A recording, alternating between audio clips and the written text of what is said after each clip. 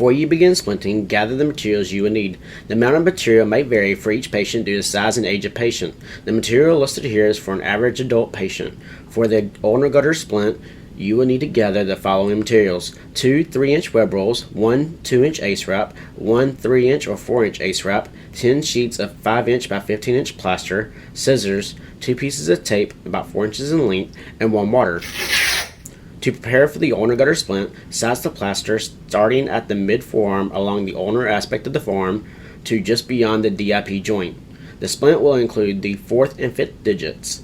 You may put a small notch in the plaster at the MCP to overlay the plaster to keep it from buckling at the volar aspect. The positioning for the ulnar gutter splint is with the forearm in neutral position with the wrist extended 30 degrees. The MCP is flexed at 90 degrees and the DIP and PIP is in neutral position. This position is called intrinsic plus, mostly used for common boxer fractures. Open the ace wrap, throw away the metal clips, and cut a small hole for the thumb. Make sure you have 1 water and tape strips ready. After you are done, clean your area and discard the water in a high-flow system such as a toilet and hopper found in the soil utility room. This would be the ulnar gutter splint. You might not have a cooperative patient, but if you can, just have the patient have 30 degrees extension at the wrist. This will help you while you're splinting and with the mold at the end. What I do first is go ahead and go around the thumb 2 times, making my thumb hole. Then I do a 3/4 cut.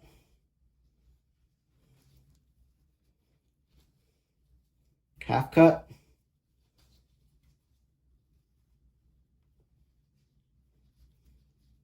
What you're doing is layering it 50-50 as you're building distally toward the fingertips.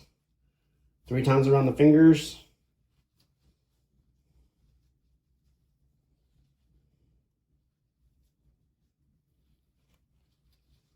That's 2 and 3. A 3/4 cut, rolling back proximal. And then 1 time around the thumb. Alright, then move proximal, moving 50-50. We got that nice 50-50 overlay.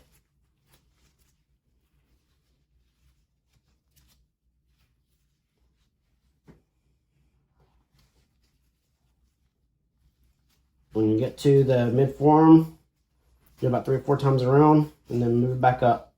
You can do 3 or 4 layers, whichever one you want to do. I've already prepared my plaster, so I'm going to go ahead and dip it. Using the 3 S's: squeeze, stretch, and squeegee. Making sure the plaster is nice and smooth. Layer the plaster laterally. I made a little nick in here. This is because it's so it won't bunch up in the MP joint. It's on the volar side. And then cover it with web roll. It just only has to be a single layer. I like to start distally and then work my way proximal. It doesn't have to be 50-50. It's just a cover. Make sure your ends are smooth on the plaster. If you're having a slow process of doing this, it's easier to mold it. So go ahead and put the wrist back at 30 and then bend the MP joints down at 90 degrees flexion. Okay, this is called an volar intrinsic plus mold. Go ahead and apply the ace wrap. Usually it takes about 3 times to move around the fingers. Moving proximal. Go around the P joints, base of the thumb and the wrist, and move it down. Now you don't have to use all the ace wrap. You could have cut that ace wrap. That's fine. You're going to cover it back up with the 3 or 4-inch ace wrap. I've already made my thumb hole. And moving down 50-50.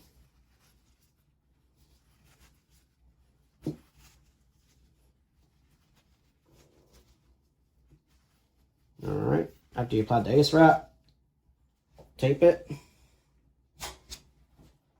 And then I like to tuck my ace wrap ends in to protect the patient's skin, and also it looks nice. And then it's time to mold. So what you want to do is take your right hand, if you're doing the patient's left arm, put your thumb in the P joint, push them back. With the rest of the fingers, you're molding the dorsal side, and also making sure the wrist is extended at 30 degrees. With your left hand, you're pushing down on the PIPs and DIP joints, making sure they're nice and flat, and pushing down the MCP joints down to 90 degrees. And that is the Volar Intrinsic Plus Ulnar Gutter Splint. This is the conclusion of this video, and thank you for your time.